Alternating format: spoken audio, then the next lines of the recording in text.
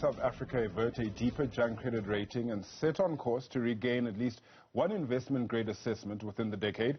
While South Africa's finances remain shaky, some experts argue that Finance Minister Enoch Godongwana's commitment last week to rein in debt, reduce loan servicing costs, narrow the budget deficit and cut spending in the coming year should help bolster investor confidence. To discuss what we can expect from Moody's credit rating review is independent analyst Khaya Sithole. Khaya, a very good morning to you. Thank you so much for joining us. Let's quickly first make sense of the mood regarding what the Finance Minister said yesterday. Would what those words that he spoke fall, in a good way on S&P and Moody's ears? Good morning to the viewers. So I think what we sort of can pick up from the minister's budget last week is that he probably said all the right things that the rating agencies were wanting to hear. And the main thing, of course, is a simple question of what South Africa is going to do with its debt profile. And from what we heard from last week's budget, the minister is indeed going for a sense of consolidation, which simply means that even the windfall that we've been talking about, which means that the commodities prices have escalated to such a rate that SARS has received much more in taxes than they thought they would.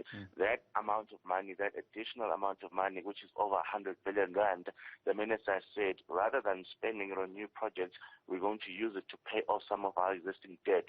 Now, obviously, that's a very important statement as far as ratings agencies are concerned, because what ratings agencies do is that they essentially try to communicate whether we are a country that should indeed be lent more money, and when we try to pay more of our debts, it does indeed indicate a positive statement.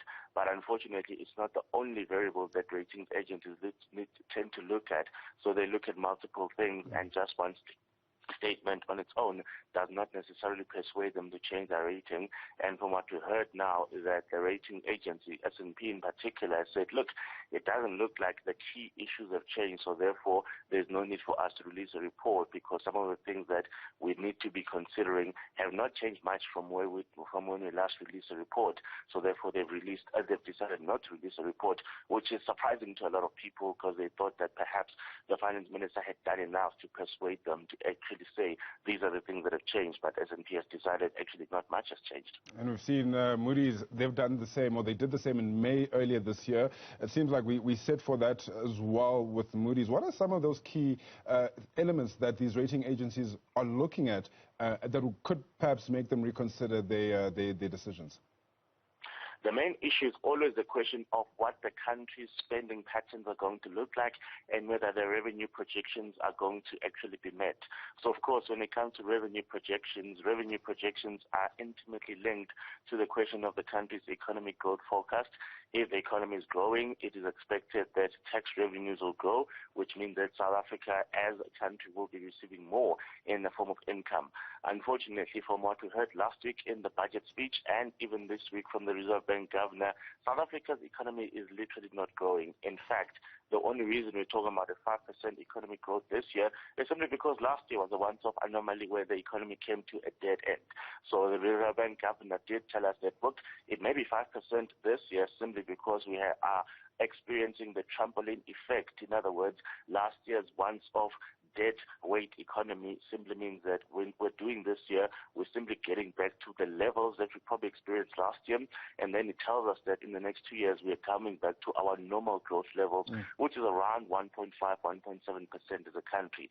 So that's definitely not a good thing, because poor economic growth simply means that you don't generate enough money as a country. You do not collect enough revenues. Unfortunately, on the other side of the ledger, which is where the expenditure comes in, we still do not know how the Constitutional Court in particular is going to decide on the wage agreement between government and its public servants. We know that they had signed a multi-year wage agreement, which the then Finance Minister Godongwana simply said, I can't afford this, so he refused to pay that. And of course the unions went in the way of litigation, and if the Constitutional Court rules in favor of the unions, it will mean that government has to pay back the amount of money that they deny to civil servants, and that spending is definitely going to be a negative variable. It's going to be a negative factor as far as the rating agencies are concerned. So those are some of the considerations that we definitely have to wait and see what will happen over the next next couple of months, and if it turns out that we actually are spending much more than we're raising as revenue, we'll definitely remain in junk status, and the ratings agencies are not going to upgrade us anytime soon. Yeah, but is there a silver lining at all, Khaya, in terms of perhaps getting back to an investment grade level? I know that the forecasts say perhaps by 2026, but taking a look at how things are at the moment, do you think that, and also the fact that the ratings agencies aren't downgrading us, so seems like we've stopped a bit of a decline there. Is there a silver lining that we can look forward to? Well, I suppose one of the reasons we're not being downgraded is because we're already so deep in the junk status, it won't make much of a difference if they downgrade us any further. But on the question of whether we can turn the corner and turn the tide, unfortunately, and I hate to say this, Eskom is a key variable here in that Eskom is not only the energy issue, but it's also the debt issue. As long as Eskom owes over 400 billion rand that the state has to guarantee, that is also regarded as a negative factor by rating agencies, and we still don't have an answer to how we're going to deal with the Eskom debt crisis. That's the first thing. On the other hand, Eskom itself contributes immensely to the question of whether we can grow the economy or not, because every single business leader will tell you that, look, until we have a stable energy grid, our capacity to grow and our capacity to be stable as a business and as an economy is severely compromised. So unfortunately, until we deal with those small granular issues, there's absolutely no silver lining whatsoever.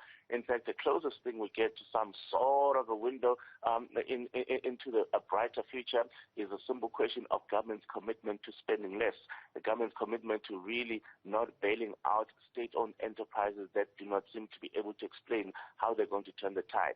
But unfortunately, those on their own are small measures that government says they're going to do. We know very well that government says in a budget speech that there'll be no more bailouts, only for them to go and negotiate individually with entities like Denel and SAA and still give them the bailouts. They will definitely give a bailout to Denel because they can't afford to put Denel to go under when it hasn't paid salaries for an entire year. They will definitely give a bailout to the South African Post Office because in spite of the fact that everyone agrees that the business model of the Post Office is quite simply obsolete, the government doesn't want people to lose jobs. So even though the Finance Minister tells us in a budget speech that he's not going to extend bailouts, we know better. We've seen that he's still going to do it anyway. So unfortunately, at this stage, until government changes the way it does things, there quite simply aren't any silver linings. Thanks so much for your time, Khaya, as we continue to push this boulder up this hill. That's the independent analyst Khaya Sithole just talking to us about the ratings agencies, S&P as well as Moody's. Right now.